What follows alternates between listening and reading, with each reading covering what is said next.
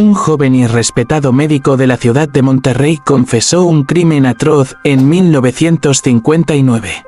Por casualidad, el escritor Thomas Harris lo conoció y salió con una fuerte impresión que lo inspiraría para sus novelas años después.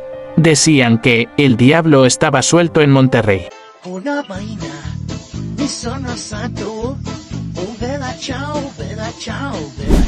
Alfredo Ballí, el asesino mexicano que inspiró a Hannibal Lecter. La ciudad del norte de México estaba envuelta en un furor social a finales de 1959, tras el asesinato de varias personas en circunstancias horribles. Dos asesinatos en particular llamaron la atención en aquella ciudad en ese entonces. Primero, hubo el asesinato de Jesús Castillo Rangel, un joven cuyo cuerpo fue desmembrado y enterrado en un consultorio médico en el barrio. Este hallazgo causó gran preocupación. Y el hecho de que, unos días después, se descubriera que el autor era un médico brillante y joven, conmocionó a la ciudad y la dejó en shock, explica el periodista y escritor Diego Enrique Osorno, quien investigó los casos. Después, 3 hermanos de la familia Pérez Villagómez fueron masacrados mientras regresaban de Texas de un viaje de compras y fueron atacados por un loco armado en una carretera cercana a la ciudad, capital del estado de Nuevo León. En esa época, la ciudad estaba tomada por un furor muy grande porque crímenes que nunca habían ocurrido estaban sucediendo, observa Osorno. Estos casos de alto impacto no estaban relacionados entre sí, pero inesperadamente se unieron para que el famoso escritor Thomas Harris, autor de El silencio de los inocentes, creara uno de los villanos más icónicos de la literatura y el cine del siglo XX, el Drive Hannibal Lecter. El escritor se inspiró especialmente en el hombre detrás del asesinato de Jesús Castillo, el médico mexicano Alfredo Ballí Treviño. Dr. Salazar. Thomas Harris era un joven periodista de 23 años que vivía en Waco, Texas, donde colaboraba con un periódico local y con la revista Argosy. En esta última publicación, fue invitado a viajar a México para encontrarse con Dykes Askew Simmons, un tejano que fue encarcelado y condenado por el asesinato de los hermanos Pérez Villagómez en 1959 y que fue considerado un chivo expiatorio. Simmons era un hombre con varias marcas en el rostro, incluyendo labio leporino y otras cicatrices. Permaneció confinado en la prisión estatal de Topo Chico, en Nuevo León, donde fue condenado a muerte, una de las últimas penas de muerte pronunciadas en México antes de su abolición.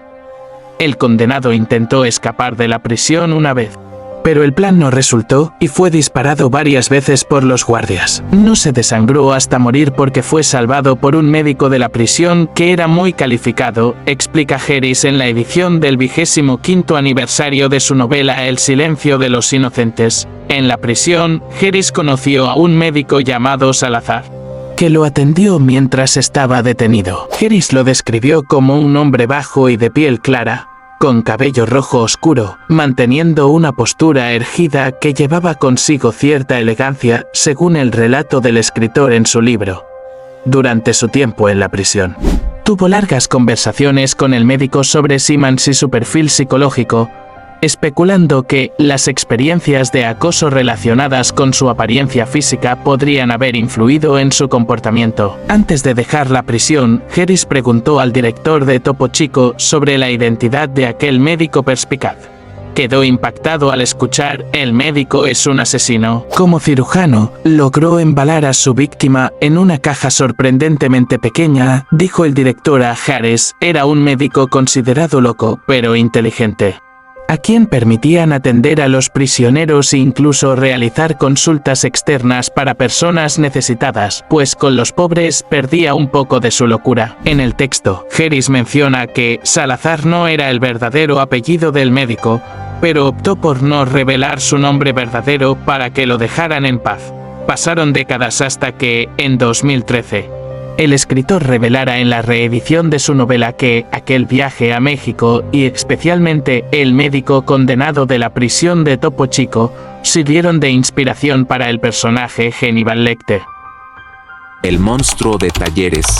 Ballí era un joven médico casado que tenía su consultorio en el barrio de Talleres, en Monterrey.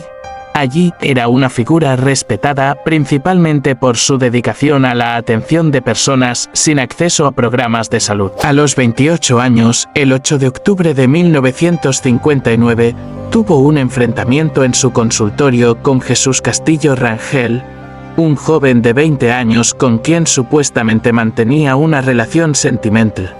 Durante las investigaciones, se descubrió que Ballí dio un sedante a Castillo y, aún con el joven vivo, utilizó sus instrumentos quirúrgicos para desmembrarlo. Luego colocó su cuerpo en una caja, pero no logró ocultar bien sus huellas, y el cuerpo fue encontrado en su consultorio.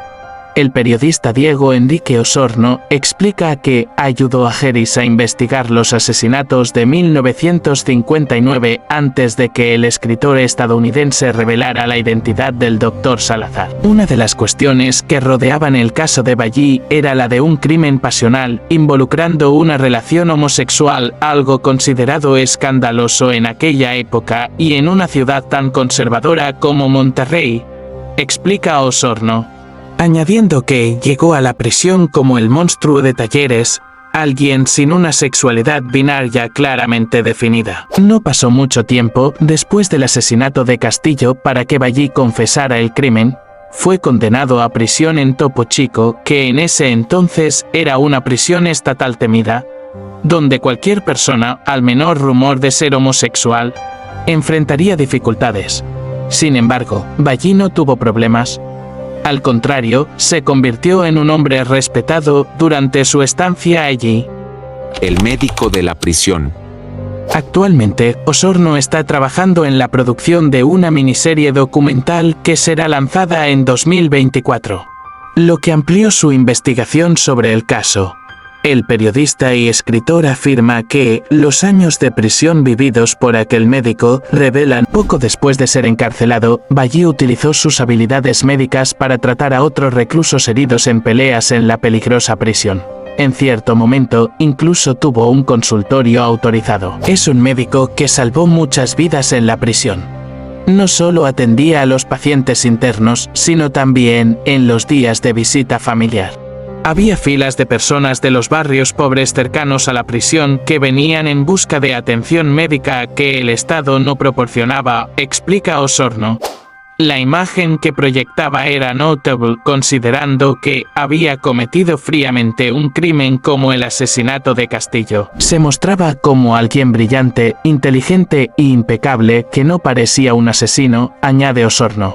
Según el propio Harris, cuando era un joven periodista, quedó impresionado con la forma en que el médico mexicano analizaba a Simmons. Señor Harris, ¿cómo se sintió al mirar a Simmons?, preguntó Ballí. Pues el médico trataba de determinar si él encajaba en la descripción hecha por un testigo ocular. Discutieron las cicatrices de Simmons y cómo se comportaba cuando lo miraban directamente. Y si el asesinato de los hermanos Pérez Villagómez fue una respuesta de Simmons al sentirse intimidado por su apariencia. Usted es periodista, señor Harris. ¿Cómo registraría esto en su periódico? ¿Cómo lidia con el miedo y el tormento en el periodismo? ¿Podría hacer algún comentario perspicaz sobre el tormento?, preguntó Ballí a Harris. El perfil de Lecter.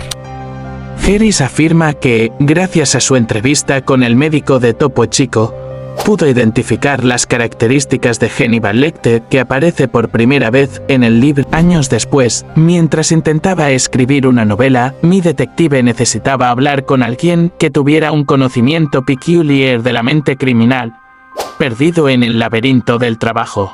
Llevé a mi detective al Hospital Estatal de Baltimore para criminales insanos para consultar a un recluso, relata Harris en la edición del 25º aniversario de su novela. ¿Quién creen ustedes que estaba en la celda esperando? No era el Tripe Salazar, pero gracias al Tripe Salazar pude reconocer a su colega y compañero, Hannibal Lecter. Para Osorno, la figura de Ballí se reflejó en Lecter de dos maneras: su apariencia impecable elegante y obsesivamente limpia, dentro de una prisión sombría y siniestra como Topo Chico. Y, por otro lado, la habilidad de penetrar en la mente de los demás y generar cuestiones intrigantes sobre lo que motiva a alguien a cometer un crimen. Considera, en 1979, cuando Harris escribió su primera novela, creó al personaje en Dragón Rojo.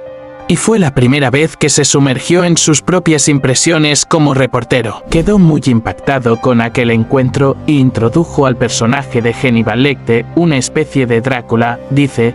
Simmons parece tener su propia semejanza con el personaje de la película Dragón Rojo, que también tiene labio leporino. Pero Harris no mencionó si aquel tejano encarcelado en Monterrey también fue su inspiración. La pena que Ballí estaba cumpliendo fue conmutada tras 20 años. El médico fue liberado a finales de la década de 1970 y, para sorpresa de algunos, regresó a su consultorio para seguir atendiendo a personas del barrio de Talleres.